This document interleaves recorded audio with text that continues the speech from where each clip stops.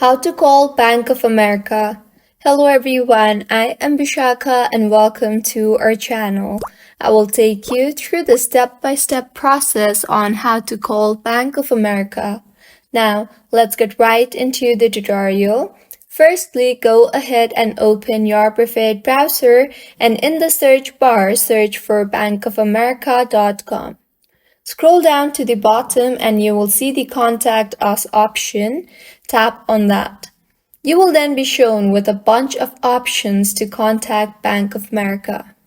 However, if you want to call Bank of America, then in the interface that you will be led to, scroll down and you will see the option for Schedule an Appointment.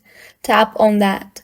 Now, select the query you would like to discuss over the phone and then tap on the Next button.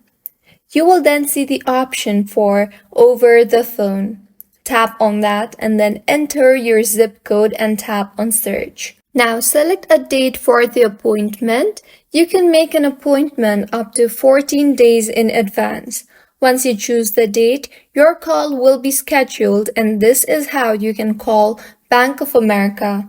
If you find this tutorial helpful, please like the video and do subscribe to our channel. Thank you for staying with us until the end.